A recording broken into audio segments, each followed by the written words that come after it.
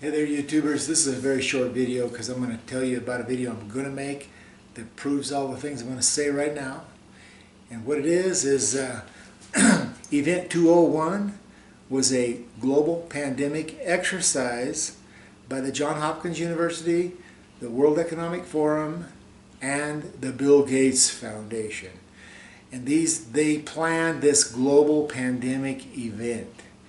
And then it happens a few months later. But Bill Gates has been talking about this. He was on a 2015, look it up, Bill Gates pandemic, talking about this is going to happen. But Bill Gates is openly committed to reducing the Earth's population. That they're of the opinion that there's a population overgrowth of people on planet Earth because of the LA traffic and stuff these people have to go through. But the fact is, this is biological warfare against the United States. The global elite have been working, the bankers, they've been working to bring about a one world government that has the power and authority to rule all the nations of the world. And banker Paul Warburg clearly stated a long time ago, you're going to have global governments coming whether you like it or not, one way or the other, either by consent or by conquest. The conquest of this country is underway. This is warfare. They're taking this country down economically, and they're preparing for an invasion of United Nations peacekeeping troops. And they're coming into this country to do what? To enforce international law. Because this nation's been declared in violation of international law officially by the United Nations Secretary General Kofi Annan back when George W. Bush went into Iraq. They declared that illegally because he didn't get UN authorization first. And it was all a setup intentionally, because like I said, they've been planning the conquest of the United States, and it's happening. This is also in Bible prophecy. And so I'm going to show you in a video I'm going to have a guy help me put together because I don't know how to do this editing and stuff. But I'm going to show you where Mike Pompeo, actually speaking, says this is a live exercise. And then President Trump turns to him and says, I wish you would have let us know. Or I think he says, you should have let us know. Anyway, one guy's got a video, he plays it over and over. I'm going to put that in. And it's going to be a long video, but I'm making this one short. But you really got to wake up. They're making this cure worse than the disease. Trump said that. That's his words because he's now onto it. But this is a bad virus. It's weaponized flu. That's what it is. It's like the flu on steroids or whatever. But it's being done on purpose. And anybody who talks about the truth like me that's on mainstream media, like Trish Reagan. Trish Reagan was dismissed because she made the statement that this coronavirus is could it be an attempt to make President Trump look bad? Because that's what they're trying to do. And oh, you need to leave. They got rid of her right away. Which means Fox News is even though they're more conservative, and they're still being used as mainstream media, is being a tool to deceive our country, and we're being lied to, and they're intentionally making hysteria about this flu.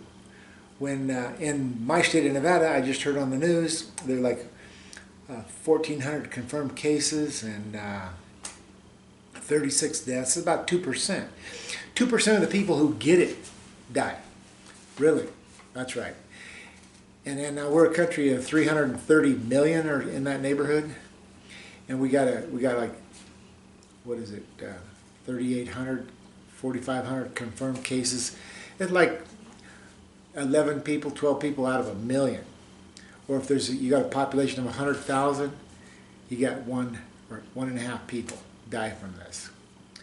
It's insanity. It's all being created intentionally or for one purpose, to divide our country. We're divided. How much more effective? United we stand, divided we fall. How can you divide a country any more effectively than you tell every single citizen, you go to your house, shut the door, and stay inside and don't go nowhere? You know what? That's just a fancy word for house arrest. They got this whole nation under house arrest. You just don't have a bracelet on your ankle. But that's about as divided as you can get, because guess what? If we could all go to the coffee shops, sit around and visit, we could be talking to each other about how crazy all this is, where they got unemployment is like 10 times higher than the highest unemployment ever. They got everybody put out of work, but not me. I'm not going to stop working.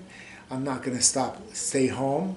I got things to do, and I'm going to be putting ads in newspapers, telling people about this stuff. Anyway, look forward to a lengthy video that's going to have all this information being shown, because I do a lot of research. And I know what I'm talking about. I'm a watchman. I'm warning people what's coming. You got to stock up on your supplies. Grocery store shelves aren't just going to be empty in the bread aisle or the toilet paper department. The entire store is going to be shut. They're going to shut this whole country down. They're planning an EMP attack, grid down, highways are desolate. It's in Bible prophecies. I talk about this stuff all the time. You may be thinking I'm being redundant, and I may be, but you can't figure this out in just one hearing. You got to process it, become convinced of it enough to get your butt in high gear and go get a shopping cart full of supplies every day, because you may only have 60 days left. And 60 shopping carts loads of groceries may not be enough to help your neighbors. You can't just think about yourself. The Christianity's basis is love your neighbor the same as yourself. So all these preppers get all their supplies together, and they go, I got my gun, I got my beans and rice, and anybody try to come and get my stuff, I'll kill him. I go, brother, you got the wrong attitude.